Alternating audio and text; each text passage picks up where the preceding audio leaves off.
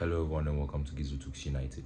And on this episode of Gizu Talks United, it is a flipping review of the game Manchester United played against Tottenham Hotspurs last Saturday lunchtime. Please don't forget to like, comment, subscribe, and also tell a friend to tell a friend as well. Gizu Talks United is on route to 50 subscribers by the end of February. Kindly help me reach that number. And just as I said early on this episode of Gizu Talks United, basically the review is going to be the game against Tottenham at the Old Trafford, where we saw Manchester United cruise a 2-0 win against Tottenham at Old Trafford, making it 4 wins in the span for Manchester United. We are really excited with the kind of football Manchester United are playing this moment, and most Manchester United fans are really appreciative of the number of points Manchester United have amassed under Michael Carrick. And come to think of it, it is quite impressive because in the previous management of Ruben Amorim, Manchester United were struggling in games like this. Even when Tottenham were at the very worst in the first leg at home, Manchester United could have taken advantage of them and then score at least 3 goals. But then Manchester United under Ruben Amorim drew this game against Tottenham, and even with that draw, Manchester United were really happy. We are really happy as fans to have even nicked a draw from the game against Tottenham in the first leg. But in the second leg, basically, we hope that Manchester United would win this game against Tottenham Hotspur, considering Manchester United's form in recent days and Tottenham Hotspur's abysmal form in 2026. So talking about the game, just as in the first half, where Manchester United finished the game with 10 man on the pitch, Tottenham Hotspur also finished the game with 10 man on the pitch. But then, in this case, a red card from the captain, Christian Romero.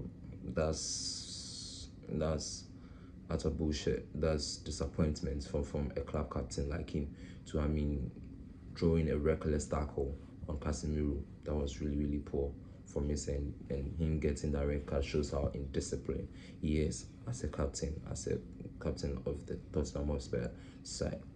And even before the game, he released some presser talking about whatever, and giving this kind of performance on the day after that presser.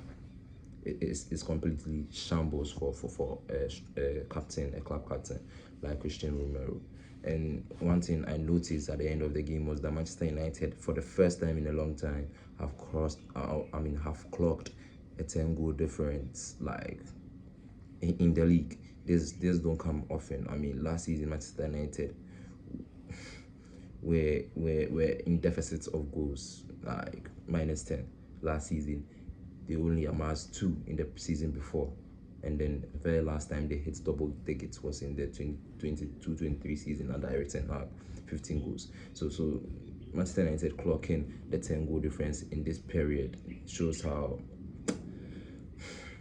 Manchester United have improved in the number of years, in the past number of years, considering the number of players or the caliber of players who have played for Manchester United in attack and whatnot. So talking about this, on the day Manchester United, talking about the attack, on the day Manchester United attack, in my opinion, was really bad. It was really bad. We were not clinical enough. Vicario had to make a couple of saves to save Tottenham Hotspur, with Bruno Fernandes shot at goal, Casemiro's first shot at goal where the keeper parried it away. The attack was really shambles on the day. I didn't see enough of Matheus Cunha inside the off-target ball he hit. That could have been a brilliant goal. Amad Diallo on the day was really off. Bryan Mbeumo, just as many people are talking on the internet that he offers nothing aside goals.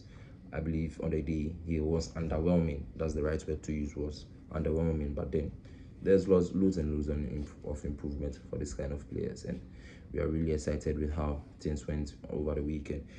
Manchester United, and come to think of it, Manchester United scored the first goal through set piece, and that was a brilliant move by Kobe Mainoo and Bruno Fernandes to Brandon Mbeumo, who netted the goal.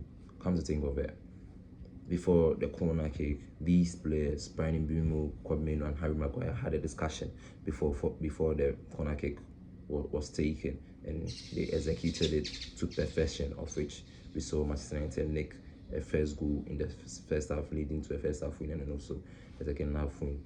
I mean, Sonny Le Mans, on the other hand, didn't have enough to do on the day, because Tottenham's attack was dead. I mean, in midfield, we were shaky. Manchester United were shaky in the midfield. But then, attacking wise, Tottenham Hotspur were dead. So, Sonny Le Mans didn't have enough to do on the day, leading to Manchester United keeping a clean sheet on the day. So, talking about the game in general, it was a perfect, like, Manchester United could have done more. Could have, scored enough goals, done whatever and whatever.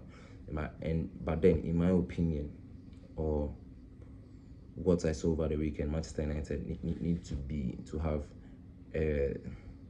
to be finishing. They need to be finishing the fair chances. I mean, on Saturday we saw with intent what these players wanted to do, but then to some extent they should be finishing. Some games, some goals are not, or some chances are meant to be finished, especially with the last chance that Bruno Fernandes played into the path of Benjamin Sesko. He should have finished the ball when Bruno crossed the ball into him, had loads of space and time to have controlled the ball and put the ball at the back of the net. So, that much being said about Manchester United and whatnot, this is my combined 11 after the game, and obviously Manchester United players takes the combined 11 after the game, but then there is something I'll have to talk about. So, starting in goal, Vicario, because he had enough to do, and he proved as to why he is a good goalkeeper for Tottenham Hotspur. Samuel Lemans didn't have enough to do so. In goal, Vicario starts in goal. A 4-back system of Manchester United's 4-back players. Diogo Dalot, Lucia, I believe these two fullbacks were good with intent in attack. They were really good, and defense they did a brilliant job.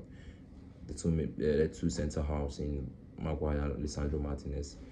The midfield three. This is where it gets dicey for me, but then I'll have to. It's obviously my honest opinion. So in this three-man midfield, Manchester United takes over. I had earlier wanted to put Xavi Simons instead of Bruno Fernandes, but Bruno Fernandes on the day was brilliant. He was brilliant on the day, not the Manchester City brilliant at Old Trafford, but then he was brilliant on the day. So in midfield, Kwabmeno, Casemiro, and then Bruno Borges Fernandes as the attacking midfielder. This is where I would like to put Xavi Simons, having had a fantastic game against Manchester United.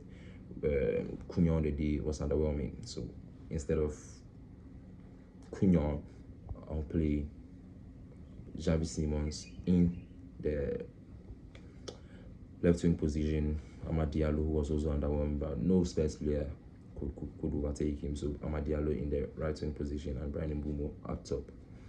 Solanke on the day was dead. So obviously this is my combined 11 as after the game against Tottenham Hotspur at the Old Trafford, and I believe this is a perfect combined 11 for the game. With that much being said, I believe this is what I would like to say about Manchester United, and we hope to continue with this form against West Ham United, which comes tomorrow night. So in this game against West Ham, I'll obviously make a preview as to how Manchester United can set up and also win this game and whatnot. So please don't forget to like, comment, subscribe, and also tell a friend to tell a friend. And so don't forget, it's not just a flipping football club, it's a flipping way of life. See you on the next episode.